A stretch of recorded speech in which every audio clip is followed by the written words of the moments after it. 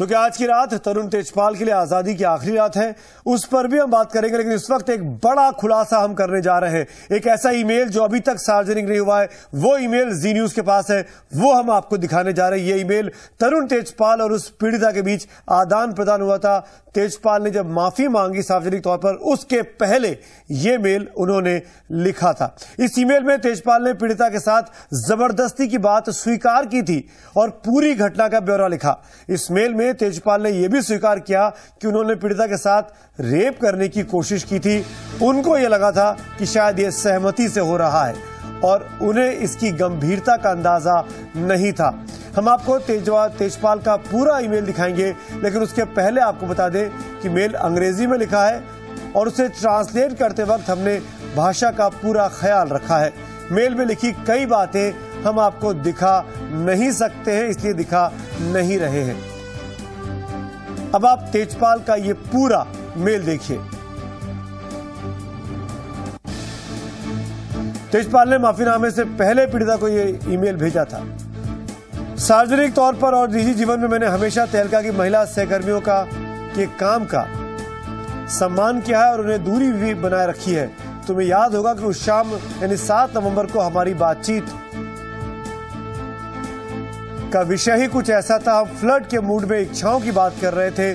तुम मुझे किस्से कहानियां बता रही थी। तुमने मुझे एक शाम की उस मुलाकात का भी जिक्र किया जब मैं अपने ऑफिस में बैठा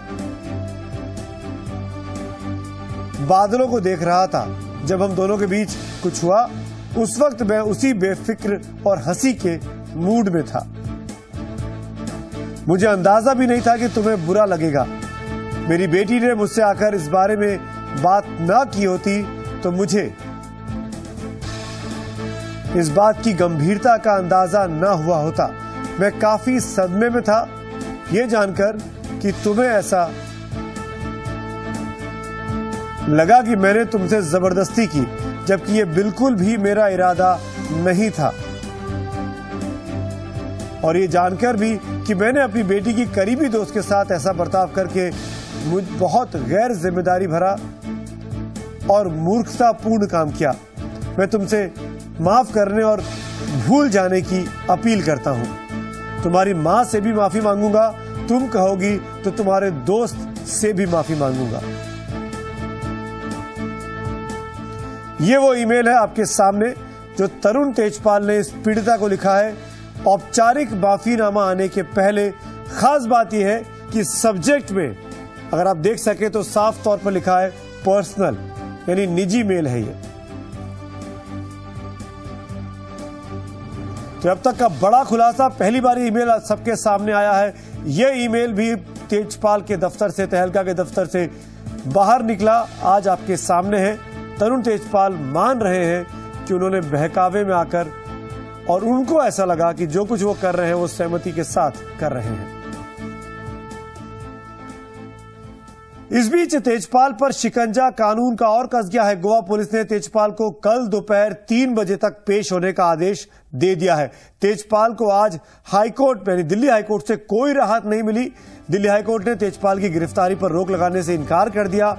अग्रिम जमानत की अर्जी पर अब फैसला भी 29 नवंबर तक यानी परसों तक के लिए टाल दिया गया है। यानी किसी भी वक्त अब तेजपाल की गिरफ्तारी हो सकती है। कोर्ट ने आज 5 बजे कोई इंटरिम प्रोटेक्शन तो तेजपाल साहब को दी नहीं है और ये कहा है कि फैसला परसों शुक्रवार को इस याचिका पे सुनाया जाएगा। पुलिस चाहे तो अरेस्ट कर सकती है, बड़ा संगीन जुर्म है 376 और अगर कोई प्रोटेक्शन नहीं है तो पुलिस को अख्तियार है कि अरेस्ट करे। ये सब तो कानूनी दांव पे चल रहे थे, लेकिन इसी मामले पर आज काफी ज्यादा राजनीति भी हुई। तहलका सेक्स स्कैंडल में तरुण तेजपाल को आखिर कौन बचा रहा है? आज सियासी गलियारे में यह सवाल भी उठा। सुषमा स्वराज विपक्ष की नेता ने एक केंद्रीय मंत्री पर तेजपाल को बचाने का आरोप लगाते हुए ट्वीट किया तो कपिल सिब्बल सामने आए और सुषमा के तमाम आरोपों का जवाब दिया। एक केंद्रीय मंत्री जो तहलका के संरक्षक हैं वो तेजपाल को बचा रहे हैं। सुषमा स्वराज ने आज सुबह ट्वीट किया और इस ट्वीट के बाद राजधानी में हलचलें तेज हुई। कानून मंत्री कपिल सिब्बल की तरफ इशारा हुआ। सिब्बल साहब बाहर निकले और उन्होंने इस पूरी बात पर सफाई दी और उन्होंने कहा कि तेजपाल की मां उनकी बहन नहीं है, जैसा कि फैलाया जा रहा है। और मुझे ये नहीं पता था कि जो विपक्ष की नेता है वो आरएसएस के पैटर्न से लाइसेंस लेंगी और ऐसा झूठ फैलाएंगे। Remember that image of that leader of the opposition with her head on shielding the Reddy brothers. इस सबके बीच शिवसेना के नेता संजय राउत ने आज सीधे तौर पर निशाना साधा था कांग्रेस पार्टी पर और यह इल्जाम लगाया था कि कांग्रेस की सरकार है और कांग्रेस बचा रही है इस पूरे मामले में तरुण तेजपाल को। मेरे साथ दो खास मेहमान हैं। कांग्रेस का पक्ष रखने के लिए प्रियंका चतुर्वेदी मेरे साथ जुड़ी हुई हैं और प्रेम शुक्ला शिवसेना के नेता मेरे साथ इस वक्त जुड़े हुए हैं। प्रेम जी, मेरा पहला सवाल आपसे, शिवसेना ने किस बिना पर यह कहा कि कांग्रेस के लोग तरुण तेजपाल को बचा रहे हैं? क्या सबूत है आपके पास? देखिए, बहुत सारी बातों के लिए तत्काल सबूत देने की आवश्यकता नहीं, बहुत सारा परसेप्शन है। तहलका ने आज तक जितने भी स्टिंग ऑपरेशन किए हैं उनके स्टिंग ऑपरेशन के निशाने पर एक पार्टी विशेष के लोग हैं और उन स्टिंग ऑपरेशनों का लाभार्थी भी एक पार्टी विशेष के लोग हैं। गुजरात में एक स्टॉकिंग के मामले में, निगरानी के मामले में महिला आयोग की अध्यक्षा, महिला कांग्रेस की अध्यक्षा, एक जो है महिला एक मंत्री, ये सारे लोग बैठकर वहां पर जो है हंगामा खड़े हो जाते हैं। तहलका के संपादक के खिलाफ एक बयान भी नहीं जारी होता ढंग का इनके यहां से। और जिस तरह से केंद्रीय गृह मंत्रालय गोवा और दिल्ली जैसे प्रदेशों में जो सेंट्रल कैडर के अधिकारी हैं उनका अथॉरिटी है, उन सारे लोगों की, जो गोवा हो या दिल्ली हो। तो प्रेम जी, आप ये कह रहे हैं कि परसेप्शन के आधार पर आपकी पार्टी ने इल्जाम लगाया कांग्रेस पार्टी पर। प्रियंका चतुर्वेदी मेरे साथ है। प्रियंका, जवाब दीजिए प्रेम शुक्ला के आरोपों का। देखिए, मैं प्रेम शुक्ला जी और बीजेपी सभी का यही कहना चाहूंगी कि अगर रात में इनको बुरे सपने भी आए उसको लेकर भी वो कांग्रेस को ही ब्लेम करेंगे। इसी संदर्भ में मैं उनको ये भी बताना चाहूंगी कि जहां गुजरात का मामला है जो स्टॉकिंग का है, उसमें बहुत सारे लीगैलिटीज फॉलो नहीं की गई हैं और एक राइट टू प्रिवेसी जो होता है वो वायलेट किया गया है एक महिला का, जो महिला को बगैर बताए उनके ऊपर स्टॉकिंग की गई। वो बात एकदम अलग है और बिल्कुल जैसे मैं आपसे एक मिनट मुझे कंप्लीट करने दीजिए प्रेम जी, मैं आपकी बात सुन रही थी, मुझे बात कंप्लीट करने दीजिए।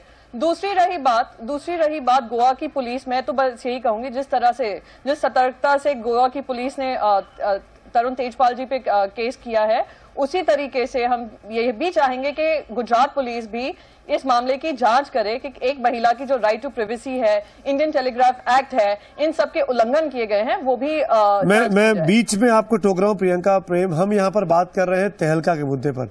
जिस दिन मैं गुजरात वाली सीडी के मामले पर बात करूंगा फिर से आपको बुलाकर मौका दूंगा अपनी बात कहने का। मैं चाहूंगा आप लोग विषय पर रहेंगे तो ज्यादा बेहतर है। प्रेम शुक्ला जी, आप केवल परसेप्शन के आधार पर एक पार्टी पर इल्जाम लगा देते हैं, आपके पास सबूत नहीं है कांग्रेस का नाम लेने के। सिर्फ ये कह देने से कि वो स्टिंग ऑपरेशन जो करते थे तो बीजेपी के नेताओं के खिलाफ कर रहे थे। मेरा सवाल सुन लीजिए प्रेम जी, सीधा आपसे ये है कि जब बंगारू लक्ष्मण पैसे ले रहे थे वो तो सबने देखा, किसी ने उसकी बात छुपाई नहीं। आज जब तहलका के लोग गोवा में जाकर थिंक फेस्ट करते हैं तो वहां पे आपकी अपनी सहयोगी पार्टी की सरकार है, क्यों करने दिया अगर उनसे इतनी दुश्मनी थी तो आपको? नहीं, दुश्मनी, थिंक फेस्ट एक अच्छा ऑर्गेनाइज, किसी भी राजनीतिक तौर पर कोई विरोधी भी है तो उसको एक फेस्टिवल करने के लिए मनाही करना, ये तो फांसीवाद हो जाएगा। लेकिन वो फेस्टिवल के नाम पर बलात्कार कोई करता है तो उसको आपराधिक संज्ञान लेकर उसके खिलाफ तीव्रतम कार्रवाई की जानी चाहिए, ये सरकार से अपेक्षा है। और मुझे लगता है कि मुख्यमंत्री उसी दिशा में बढ़ रहे हैं। लेकिन मुख्यमंत्री को अपने कर्तव्य पालन में कांग्रेस के जिस तरह का हस्तक्षेप है, जिस तरह का पीछे से बैठकर मदद की जा रही है, क्योंकि तहलका ने प्रेम शुक्ला जी ये इस बात का जवाब दीजिए, गोवा पुलिस मामले की जांच कर रही है, इसलिए उसको बचाने का गोवा प्रयास पुलिस हो रहा है। को बारे में वो सबसे पूछताछ कर रही है, तमाम एविडेंस भी इकट्ठे किए। गोवा पुलिस के हाथ में मामला है। गोवा पुलिस दिल्ली तक आई थी, तरुण तेजपाल से उसने पूछताछ नहीं की। तरुण तेजपाल की गिरफ्तारी तो दूर की बात, तो आपको सवाल तो गोवा पुलिस पे उठाने चाहिए। कौन मना कर रहा है तरुण तेजपाल से पूछताछ करने के लिए? लेकिन गोवा पुलिस को अंततः अथॉरिटी कौन है? Central home ministry. वहां ट्रांसफर पोस्टिंग के पावर किसके पास है? उनका एसीआर कौन लिखता है? Home ministry. होम मिनिस्टर कौन है? कांग्रेस का व्यक्ति है। दिल्ली सरकार और गोवा सरकार के पास में पुलिस के संचालन के अधिकार नहीं है। शीला दीक्षित इसी पर इतने दिनों तक चिल्लाती रही है। चलिए ठीक है, मैं केंद्रीय गृह मंत्रालय आप ये कह रहे हैं कि दिल्ली से दबाव जा रहा है, इसीलिए गोवा पुलिस के अधिकारी ठीक से काम नहीं कर पा रहे हैं। जो बात कर रहे हैं इसको प्रूव करें। इन लोगों की आदत बन गई है कि हर फोरम में आकर एसीआर कौन लिखता है? मैं जो कर रहा हूं कॉन्फिडेंशियल रिपोर्ट, सुषमा जी ने कौन लिखता है? आप कितनी गलत बात कह रहे हैं कि कहीं किसी तरीके से आप किसी पर कोई फर्जी आरोप लगा ले, आपको किसी प्रमाण की आवश्यकता नहीं। हम अगर आपको हालात का कुछ कह दे आप प्रमाण मानने लगती हैं। मैं माफी चाहूंगा, दोनों को बीच में टोक रहा हूं। आप दोनों एक साथ बोल रहे हैं, किसी की बात स्पष्ट नहीं हो पा रही है।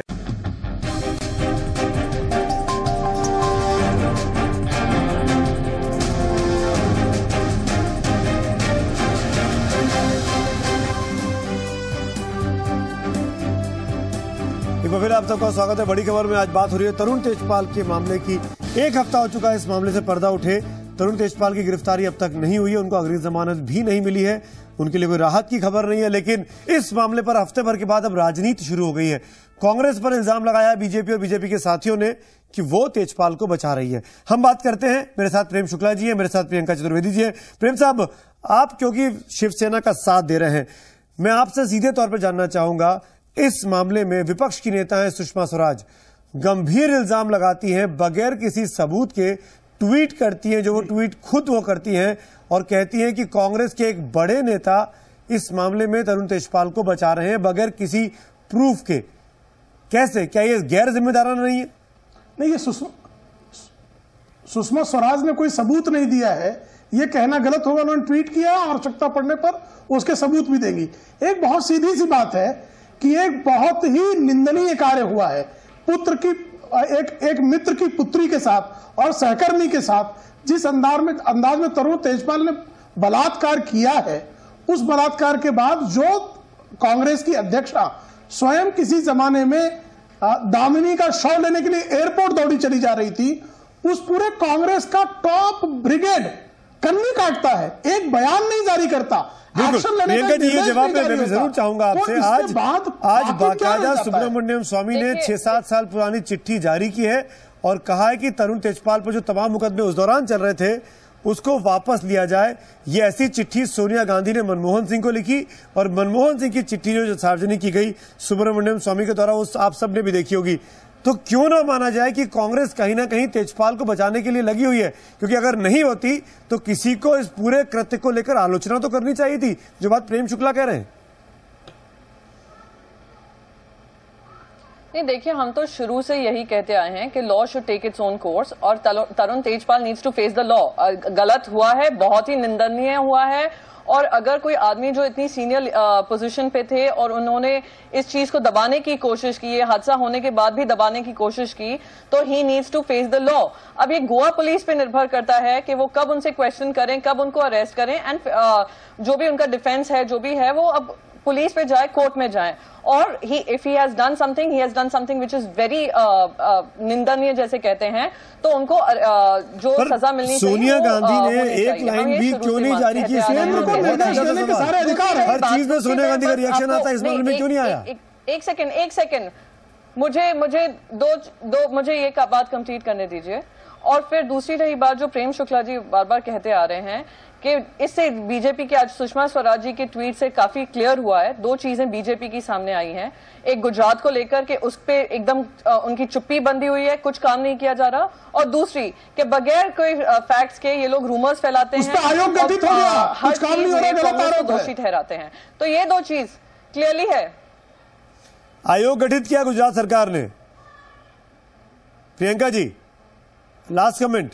सॉरी, वो आयोग, अगर शायद प्रेम शुक्ला जी नहीं जानते हैं कि जो आयोग सेटअप हुआ है, नहीं जो आयोग सेटअप हुआ है पहले तो वो इस बात में नहीं सेटअप हुआ है कि क्या लीगैलिटी नहीं है। वो जो पैनल सेटअप, सर मुझे कंप्लीट करने दीजिए प्रेम शुक्ला जी, जो सेटअप किया है वो टेप्स कैसे लीक हुए, किसके जरिए लीक हुए, उस पे सेटअप किया है। तो शायद ही आप प्रेम शुक्ला जी जानते नहीं। अभी तो आपका मुंह भी नहीं खुल रहा है, वो है कांग्रेस का मुंह खुलने को तैयार नहीं। ये प्रेम शुक्ला जी एक आखिरी कमेंट आपसे लूंगा, वक्त की कमी है, एक आखिरी कमेंट चाहते हैं तो 10 सेकंड में। सुषमा स्वराज ने भी उस सीडी वाले कांड में जरा भी उस लड़की के साथ हमदर्दी नहीं दिखाई, क्यों? वो भी तो महिला है। नहीं, उन्होंने निश्चित तौर पर हमदर्दी दिखाई ना, इसलिए वहां पर समिति गठित हो गई ना, क्योंकि उसमें कोई हमदर्दी। सुषमा स्वराज ने कुछ नहीं कहा, माफ करिएगा। उनके पिता सामने से आके कह रहे हैं कि हमारे रिक्वेस्ट पर हुआ है, तो वहां तो स्कैंडल क्रिएट कर रहे हैं। यहाँ स्कैंडल सामने है और फिर चुप्पी साधे बैठे हैं। कुकर पर क्यों चुप है? वहां तो शक सिर्फ है। आप दोनों से मेरी गुजारिश है, एक साथ बोलेंगे तो कुछ समझ में नहीं आ रहा है। वैसे भी मेरे पास वक्त की कमी है।